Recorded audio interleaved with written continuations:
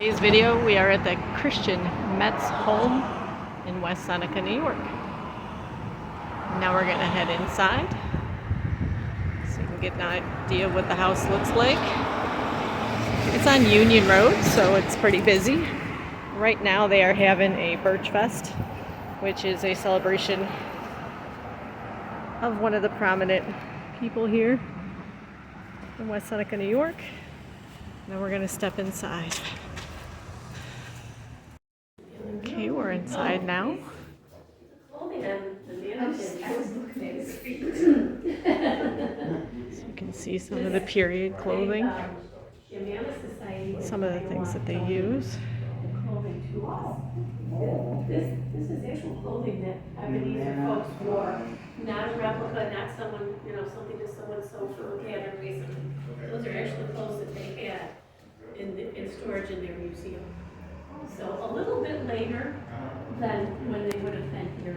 I forgot when they actually came when they left. Well, they came in the 1850s, and I'm not good with the dates. And they didn't stay too long, and then they went outside. I don't know the dates. I think it was way too many dates. Gone before 1860. We were surprised to find out about the Humana. They got involved with appliances and sewing Yes, to that's make right. money because they weren't making any. Right, I know. And that's why we know the name of Manna. Yeah. The Manna Range. Right. Yeah. But, and that's related. Folks. No, there is a second, is there a second? Yes, it's natural stuff. Yeah, there are still things being stored up there from Hopefully you can hear some of the things that the historian is saying. That's why I'm not talking too much.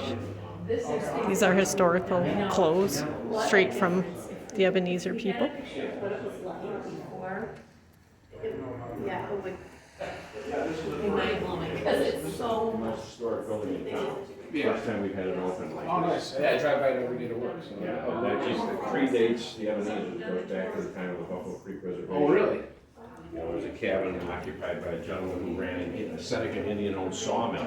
Oh, wow. Over on Buffalo Creek back behind us here. So. Thanks. Sorry to interrupt. No, that's all right. Is there anything left of the sawmill, or foundations or anything, or? No. Now, the mill race is still visible.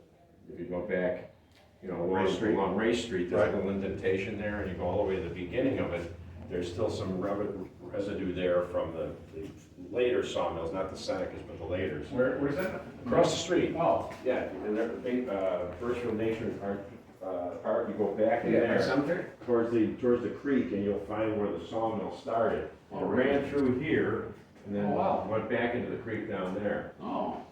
And that was where the sawmill was. So there's actually a little bridge here back by the church, formerly Holy Helpers. It goes over nothing now, but it did go over a sawmill at one time. Yeah. Oh, wow.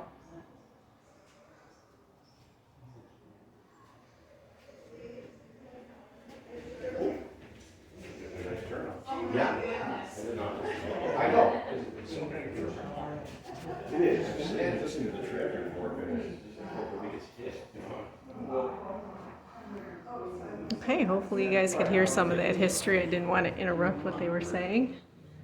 But as you can see, it's a nice little house. There's 2 floors, but the second floor is being used for storage.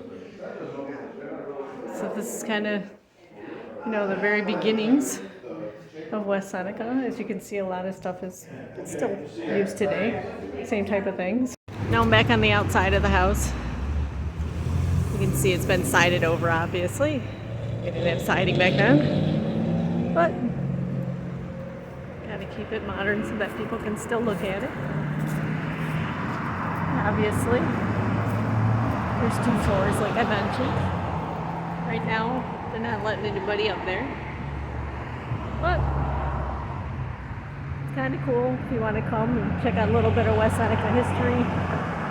This is where you'll find it. Thank you for watching. Hope you learned something new if you could hear the historians, and thanks for watching.